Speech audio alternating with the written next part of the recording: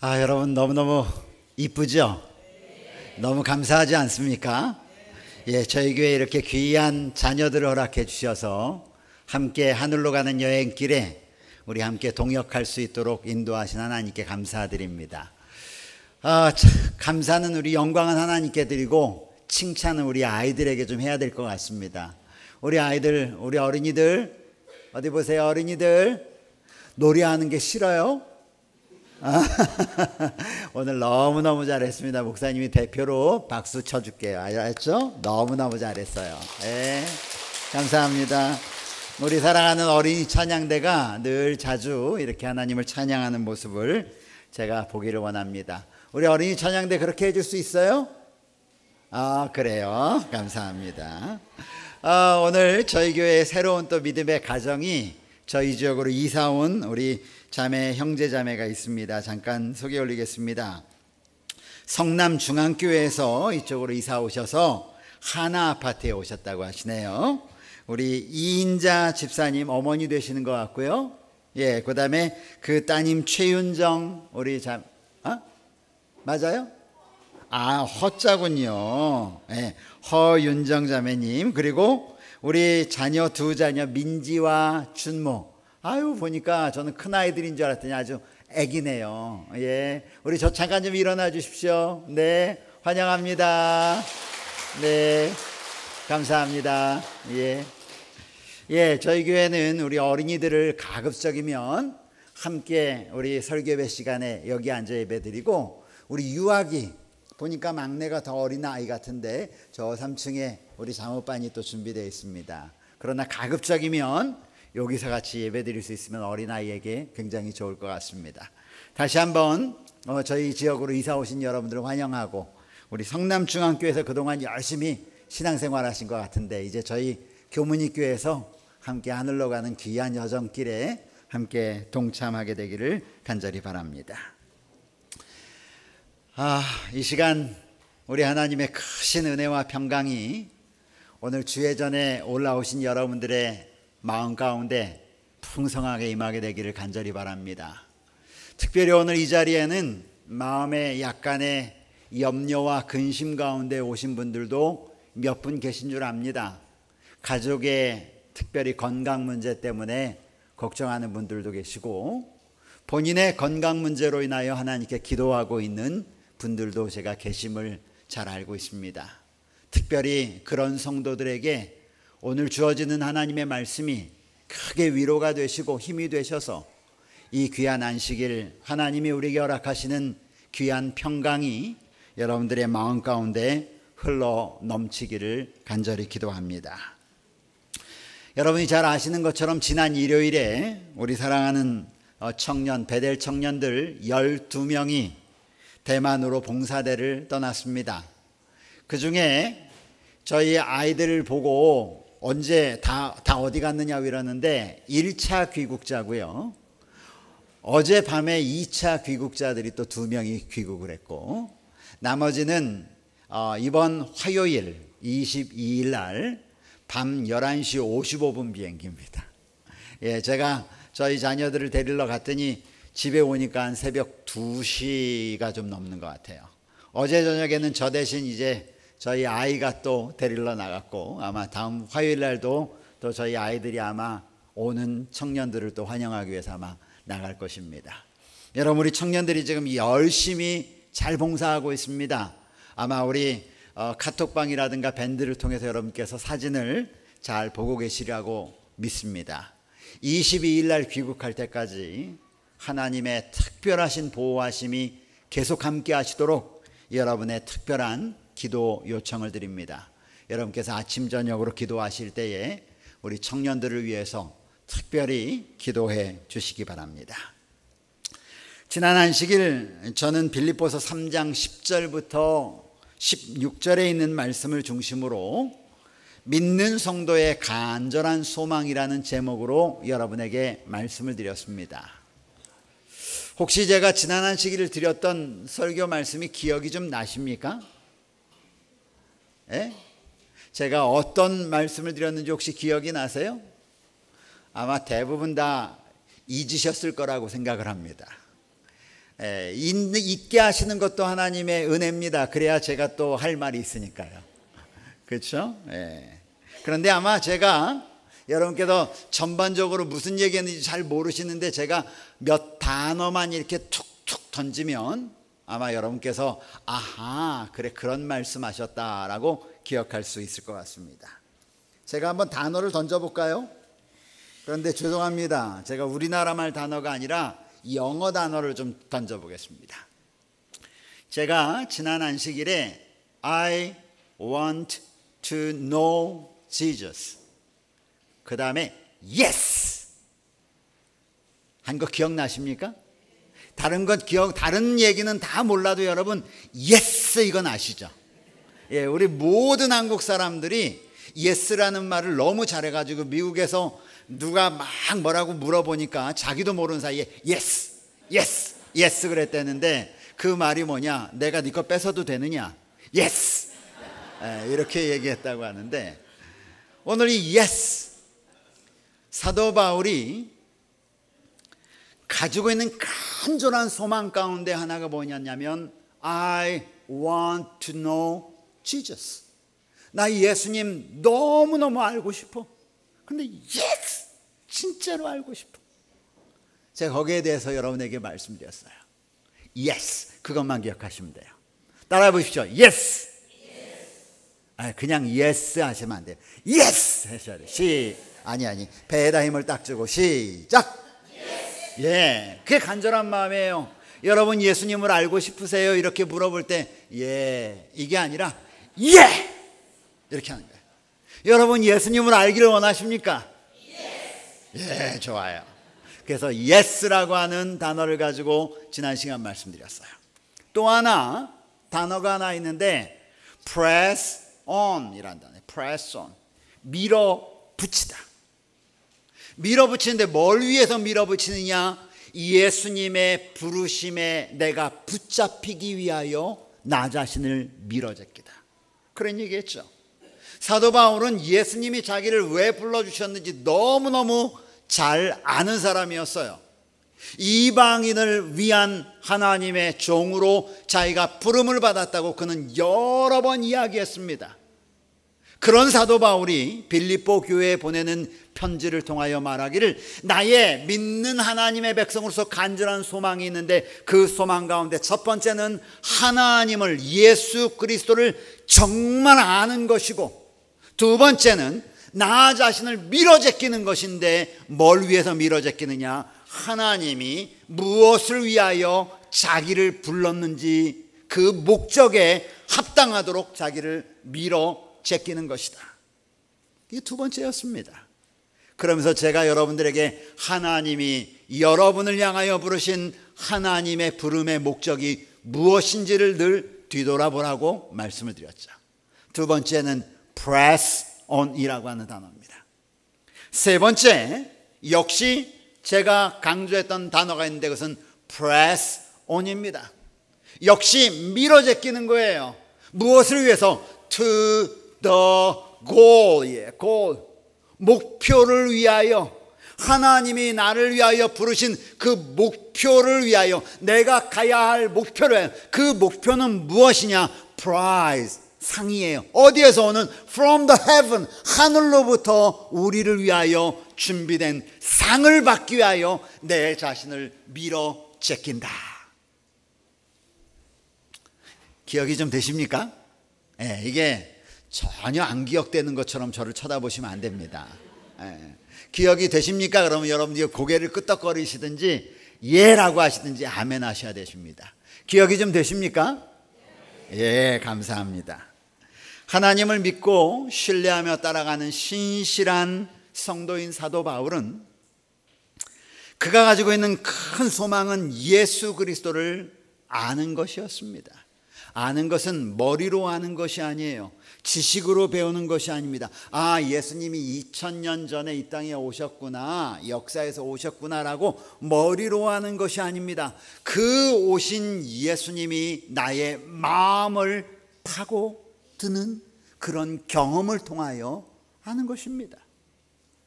그것뿐 아니라 그분의 고난과 그분의 부활을 알고 경험하기를 원했습니다. 그래서 자기가 비록 죽음을 당하더라도 그 죽음 가운데 자기가 부활하여 새로운 생명을 얻는 것을 그는 간절히 소망했습니다. 또한 그가 간절히 소망했던 것은 자신을 끊임없이 하나님의 부르심을 향하여 나아가도록 하기 위하여 그는 자신을 계속 밀어붙이는 삶을 살았다는 것입니다. 잊어버리려고 합니다. 내가 누군지. 잊어버리려고 합니다. 내가 무엇을 위하여 살아가는 백성인지. 잊어버리려고 합니다. 종종 잊어버립니다. 내가 어디를 위하여 하나님께서 나를 부르셨는지. 그때마다 그는 자신을 밀어제낍니다. 그래, 다메섹의 과정을 잊지 말자. 하나님이 나를 부르셨던 그때를 잊지 말자. 끊임없이 자기를 밀어붙인 것입니다. 세 번째, 그는 하나님의 부르심의 표대를 향해서, 목표를 향해서 끊임없이 자신을 독려하는 신앙인이었습니다. 이런 신앙을 가지고 있는 그가 우리에게 말하기를, 믿는 성도로서 너희의 간절한 소망이 이루어지기를 간절히 바란다라고 그는 우리에게 권면했습니다. 사랑하는 성도들이시여, 지난 시간의 말씀을 다시 한번 우리가 뒤돌아보면서 다시 한번 우리의 간절한 소망을 가지고 하나님 앞에 나아가는 신실한 하나님의 백성이 되기를 이 시간 간절히 구해봅니다. 오늘은 지난 시간에 이어서 빌립보 3장 17절부터 4장 1절에 있는 말씀을 통해서 하나님의 은혜를 나누려고 합니다. 빌립보 3장 17절부터 4장 1절에 있는 말씀을 우리 함께 지금부터 살펴보겠습니다. 변함없이 여러분의 성경을 펴십시오. 하나님의 말씀인 성경이 여러분에게 말씀합니다. 제가 드리는 말씀보다 여러분의 눈으로 하나님의 말씀을 보는 연습을 하시기 바랍니다. 17절부터 있는 말씀을 제가 읽어 올립니다. 형제들아, 너희는 함께 나를 본받으라. 그리고 너희가 우리를 본받은 것처럼 그와 같이 행하는 자들을 눈여겨보라. 내가 여러 번 너희에게 말하였거니와 이제도 눈물을 흘리며 말하노니, 여러 사람들이 그리스도의 십자가의 원수로 행하느니라. 그들의 마침은 멸망이요, 그들의 신은 배요, 그 영광은 그들의 부끄러움에 있고 땅의 일을 생각하는 자라. 그러나 우리의 시민권은 하늘에 있는지라. 거기로부터 구원하는 자 곧 주 예수 그리스도를 기다리노니, 그는 만물을 자기에게 복종하게 하실 수 있는 자의 역사로 우리의 낮은 몸을 자기의 영광의 몸의 형체와 같이 변하게 하시리라. 4장 1절 다 같이 읽겠습니다. 그러므로 시작. 나의 기쁨이요 면류가 아닌 사랑하는 자들아, 이와 같이 주 안에 서라. 오늘 저희가 읽은 이 빌립보서 3장 17절부터 4장 1절에 있는 말씀을 통하여 하나님께서 오늘 우리에게 말씀하시는 주님의 음성을 듣기를 간절히 원합니다. 저는 오늘 말씀의 제목을 4장 1절에 나와 있는 주 안에 서라, 이 말 대신에 주 안에 굳게 서는 삶, 이렇게 좀 정했습니다. 그냥 주 안에 서라라고 하는 말보다 주 안에 굳게 서라.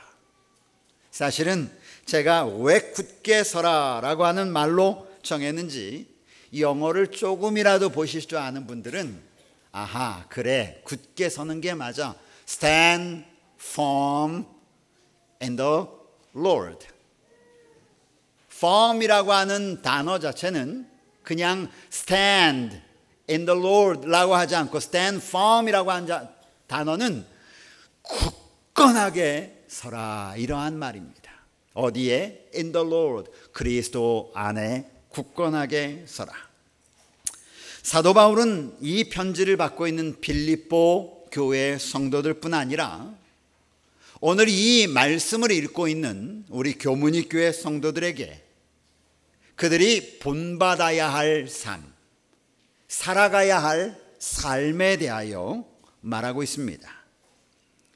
혹시 여러분의 신앙의 삶을 살아가는 가운데 여러분에게 지금도 혹은 과거에 큰 믿음에 영향을 미친 그런 어떤 분이 있으십니까?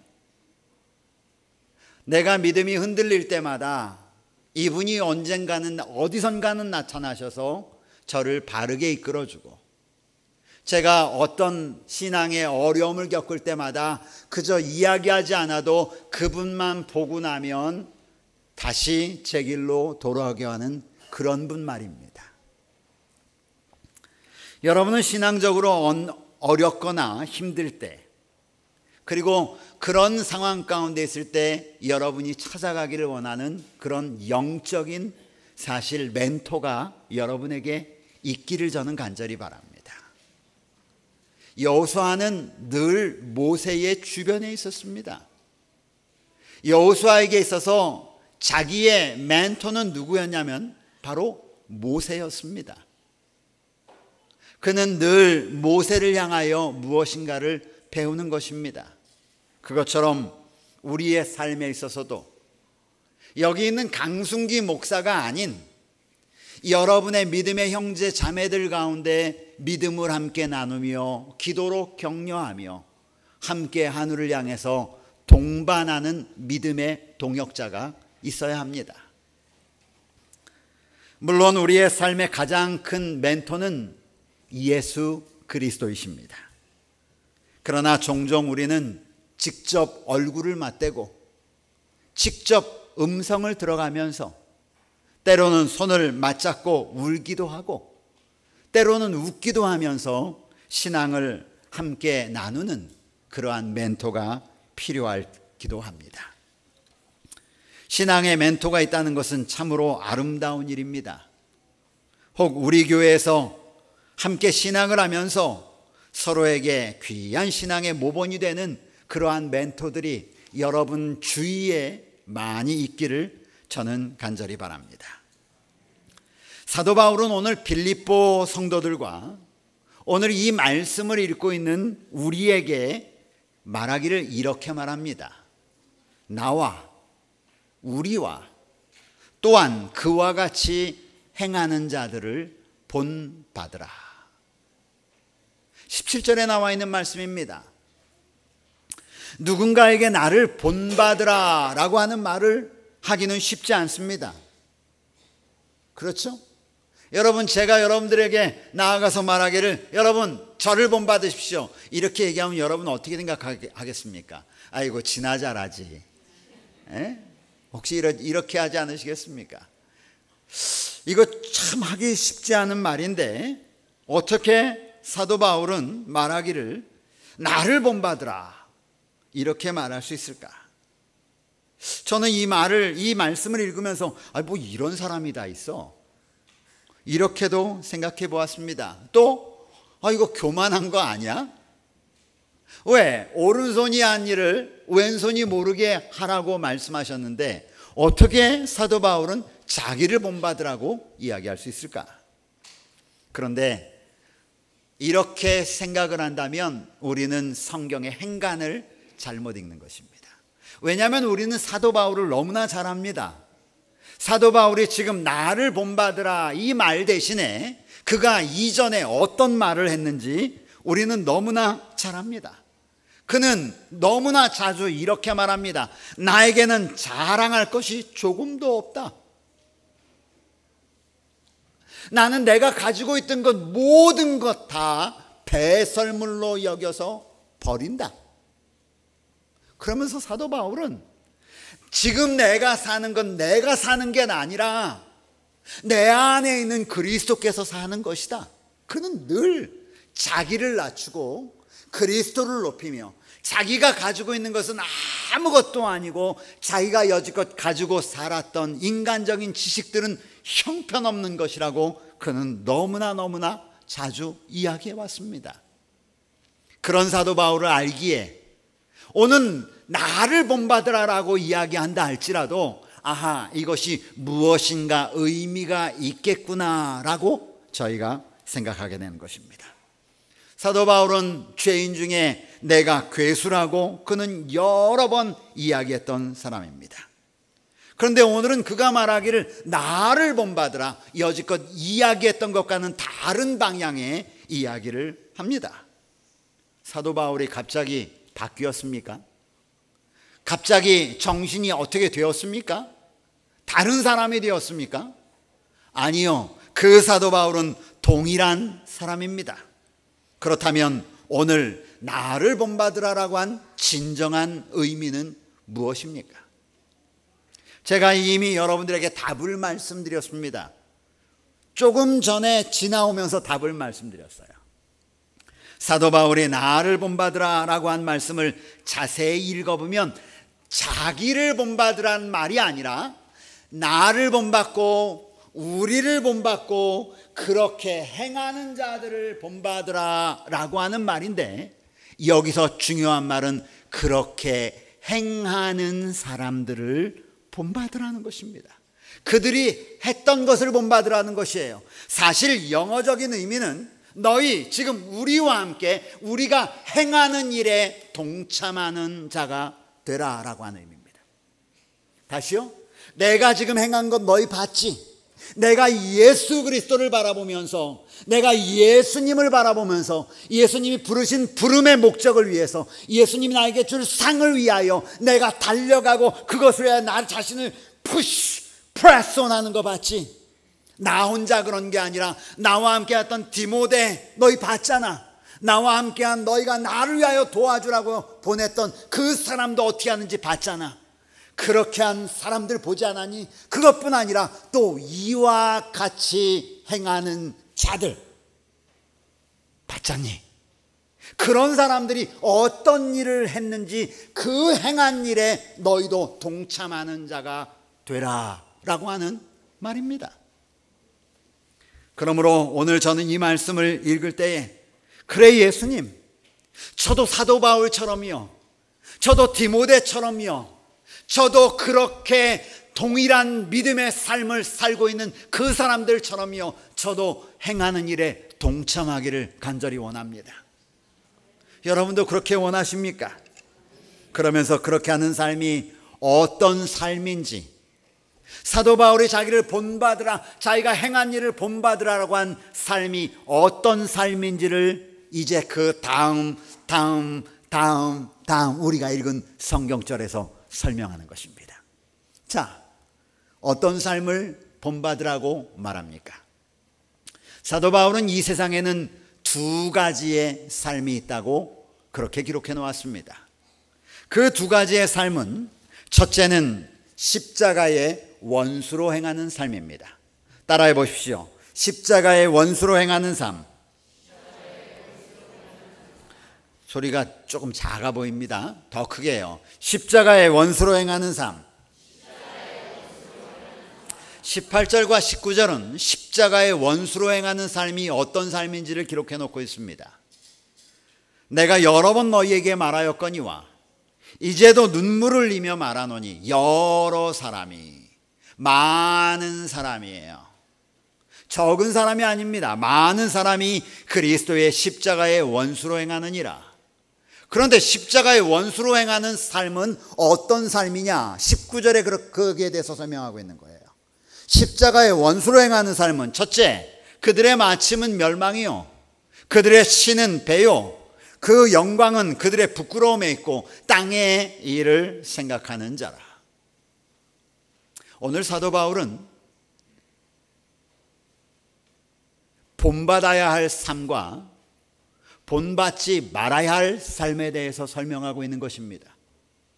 나와 디모데와 그렇게 행하는 모든 사람들이 행하고 있는 삶은 너희가 본받되 십자가의 원수에 행하는 삶은 본받지 말라는 것입니다. 그럼 십자가의 원수로 행하는 삶은 어떤 삶입니까? 성경은 말하기를 그들의 마침은 멸망이요 그들의 신은 배요 그 영광은 그들의 부끄러움에 있고 땅의 일을 생각하는지라. 이 말씀을 제가 쉽게 여러분께서 이해하실 수 있도록 설명해 드리겠습니다. 십자가의 원수로 행하는 삶은 그 삶이 얼마나 아름답든지, 그 삶이 얼마나 부유하든지, 그 삶이 얼마나 멋들어 보이든지, 그 삶이 얼마나 좋은 차를 타든지, 그 삶이 얼마나 때깔나게 살든지 상관없이 그들의 종국은 멸망이라는 것입니다. 이 사실에 대하여 성경 기록하기를 그들의 마침은 멸망이요. 사실 마침이라고 하는 단어보다 그들의 숙명은, 그들의 종국은 이 말이 더 맞습니다. 그들의 종국은 destruction, 파멸이요 라고 말합니다. 여러분, 제가 이 문제에 대하여 더 이상 여러분에게 설명드리지 않아도 됩니다. 요한계시록 마지막 장을 거의 가까이 가보면 천년기가 있고 난 다음에 천년기 후에 이 십자가의 원수로 행한 사람들을 하나님께서 부활시켜서 새 예루살렘 성이 내려올 때에 새 예루살렘 성을 향하여 달려드는 십자가의 원수로 행했던 사람들의 모습을 기록해 놓았습니다. 거기에는 이 세상 역사를 좌지우지했던 수많은 warrior, 전쟁의 영웅들도 있습니다. 수많은 정치가들도 있습니다. 수많은 부를 가지고 있던 부유한 재물을 가지고 세상을 움직여왔던 사람들도 포함되어 있습니다. 그런데 그들이 하나님의 성을 두를 때에 마지막으로 죄를 향한 하나님의 심판, 십자가의 원수로 행한 사람들에 대한 심판이 하늘로부터 불이 내려 그들을 한꺼번에 살아버리는 사실을 성경은 기록하고 있습니다. 바로 그것입니다. 그들의 마침은, 그들의 숙명은, 그들이 가야 할 종국은, 그들이 마지막으로 도달할 것은 파멸이라고 하는 것입니다. 그것이 십자가의 원수로 행하는 삶을 사는 사람들의 종국입니다. 그 다음 성경처럼 뭐라고 말합니까? 그들의 신은 배요. 이게 무슨 말인지 아시겠어요? 이 배가 타는 배입니까? 이 배가 먹는 배입니까? 이 배가 여러분이 가지고 있는 여기 있는 요 배입니까? 어떤 배입니까? 우리 한국말은 똑같은 단어가 여러 의미가 있어가지고 여러분 이 성경절을 읽을 때 어떻게 생각하십니까? 그들의 신은 타고 다니는 배도 아니고 그들의 신은 먹고 다니는 먹는 배도 아니고 그들의 신은 여러분의 스토마크, 이 몸에 붙어있는 배입니다.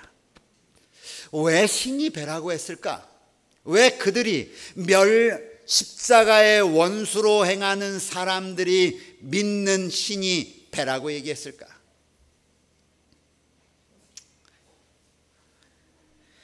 여러분, 사람들은 다 자기 위주죠. 그래서 자기 배만 부르면 다른 사람도 다 배부른 줄 알아요, 안 알아요? 알아요. 내 배만 부르면 돼요, 안 돼요? 돼요. 일반적으로 사람들이 생각하는 것이에요. 그들이 믿는 것은, 신은 믿는 거잖아요. 의지하는 거잖아요. 그래서 그 사람들, 십자가의 원수로 행하는 사람들이 의지하는 것은 뭐냐면 자기 자신밖에 없는 거예요. 나만 좋으면 돼. 그러면 다른 사람은 상관없어. 여러분, 얼마나 많은 사람들이 십자가의 원수로 행해서 나만 조용하면 밑에 사람 내려가서 죽여도 괜찮아 합니까? 얼마나 많은 사람들이 나만 많은 것 가지면 우리 아버지쯤은 그래 어디다 갔다가 몰래 장사 지내도 괜찮아 라고 생각합니까? 오늘 이 시대에 얼마나 많은 사람들이 그들이 믿는 신이 오직 자기 배에만 국한되어 있느냐 이 말이에요. 오늘 사도 바울은 그러한 사람들을 향하여 말하기를 십자가의 원수로 행하는 삶을 살고 있다고 말합니다. 성경은 계속해서 말하기를 그렇게 사는 사람들의 영광, 최후로 얻게 될 영광은 부끄러움이라고 말합니다. 여러분, 온 우주 거민들이 바라보고 있습니다. 온 우주에 죄 짓지 아니한 하나님의 백성들이, 이 땅을 살아가고 있는 하나님의 백성들을 바라보는 것이에요. 예수님께서 이 땅에 오실 때 그들은 말하기를 산과 바위야 내 위에 떨어져 어린 양의 보좌로부터 나를 감춰달라고 말합니다. 그들이 살아온 것을 부끄러워할 것입니다. 그들이 왜 그렇게 살아왔는지 후회할 것이에요. 마지막으로 십자가의 원수로 행하는 삶을 사는 사람은 땅의 일을 생각하는지라. 따라하십시오. 땅의 일을 생각하는지라. 김영수 장로님, 먹고 살 일 많이 있어요, 없어요? 있어요? 뜨끔해졌어요 지금? 땅의 일 좀 생각해야 돼, 안 해야 돼? 해야죠. 그런데 여기 땅의 일을 생각하는 자가 십자가의 원수로 행한다는 말이 무슨 소리예요? 여러분, 우선순위에 대한 얘기예요. 우선순위, priority. 하나님보다 그 뒤에 나오는 본받아야 될 삶보다 더 먼저 뭐가 나오냐면 땅의 일이 생각이 되는 것이에요. 왜? 눈에 보이니까. 사도 바울은 골로새서 3장 1절로 5절, 제가 오늘 여기 순서지하고 이게 같이 협의하지 않았는데, 순서지 가장 요 교동문 마지막에 무슨 말씀이 나왔냐면 위의 것을 생각하고 땅의 것을 생각지 말라. 여러분, 교동 마지막이 그거였습니다. 아십니까? 따라하세요. 위의 것을 생각하고 땅의 것을 생각지 말라. 예. 그렇다면 여러분, 사도 바울이 말한 나와 우리와 그렇게 행하는 자들을 본받으라라고 하는 그 삶은 어떤 삶입니까? 바로 20절부터 나오는 말씀, 그리고 4장 1절까지 나오는 말씀이 바로 그 말씀입니다. 첫 번째로 그 삶은 우리의 시민권이 하늘에 있는 것을 기억하는 삶입니다. 여러분, 사도행전 22장 25절부터 나오는 말씀을 보면 사도 바울이 복음을 전하다가 그가 고소당해서 어려움을 당하는 모습을 봅니다. 그가 천부장 앞에 붙잡혀 갔습니다. 천부장이 그를 향하여, 사람들이 막 고소를 하니까 그를 향하여 말하기를 명령을 하면, 야, 제 일단은 두드려 패놓고 신문하자. 그때 사도 바울이 뭐라고 얘기하면, 너희들은 로마 사람을 신문도 하지 않고 먼저 형벌을 다하느냐? 그 얘기를 두드려 패러 왔던 백부장이 그 얘기를 듣고 나서 깜짝 놀랍니다. 뭐라고요? 어디 사람이라고요? 어디 사람이라고? 로마 사람이라고. 자기 로마 시민권 가진 사람이라는 거예요. 그러니까 이 백부장이 벌벌벌벌 떱니다. 그리고 바로 두드려 패라고 했던 누구에게 달려가면 천부장에게 달려가는 거예요. 천부장님, 이 사람이 글쎄요 로마 사람이래. 로마 사람. 천부장이 갑자기 어디 사람이라고? 로마 사람이라고. 여러분, 시민권을 가지고 있었던 이 사도 바울은 시민권의 힘을 알고 있었던 사람이에요. 그런데 오늘 그가 말하기를 뭐라고 하냐면, 우리의 시민권은 어디 있다고요? 하늘에. 여러분, 여러분이 하늘 백성임을 기억하시기를 간절히 바랍니다. 우리가 하늘에 속한 백성임을 기억하셔야 합니다. 오늘 사도 바울은 무엇을 본받으라고 말했냐면, 하늘에 우리의 시민권이 있다고 생각하며 살아가는 그 사람들의 삶을 주목하여 보고 그 사람들의 삶을 본받으라고 말하는 것입니다. 이것이 어떤 삶인가?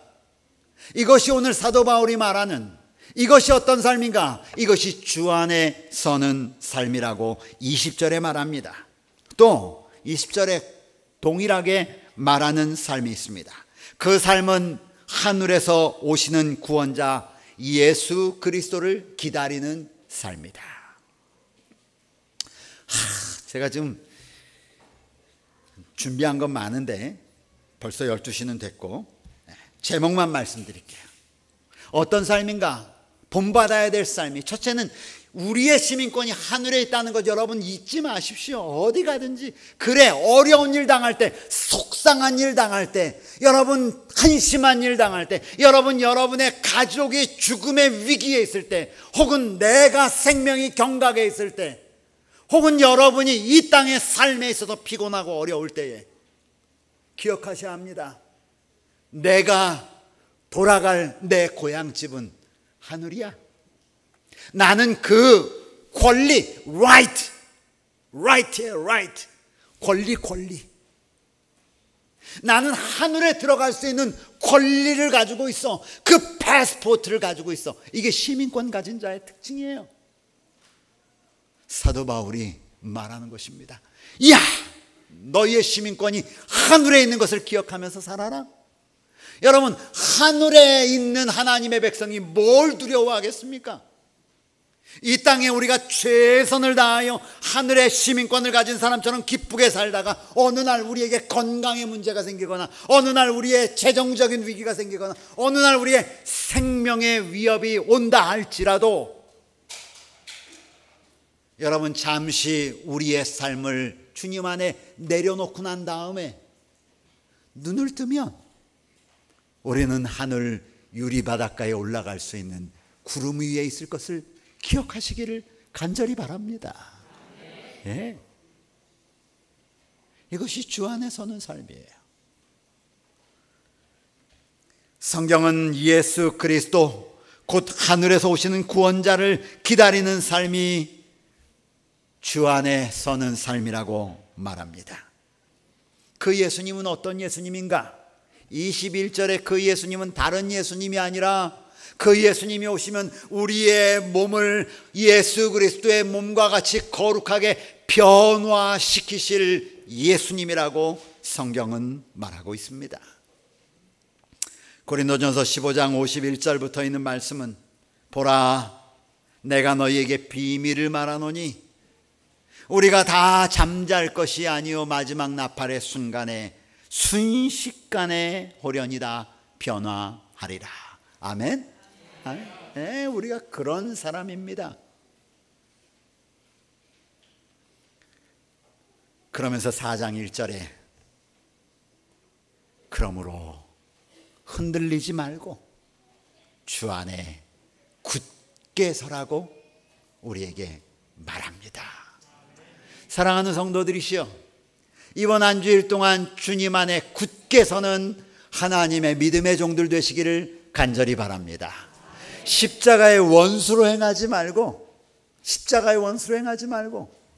주님 안에 굳게 서는 삶, 곧 우리의 시민권이 하늘에 있으며 그곳에서 예수 그리스도가 오실 것이며 그 예수님이 오시면 우리의 낮은 몸을 그의 영광의 몸과 같이 변화시킬 것이라고 하는 이 놀라운 하나님의 믿음의 약속을 마음 가운데 간직하며 기쁨과 행복과 평강 가운데 살아가는 성도들에게 간절히 바라면서 말씀을 마칩니다.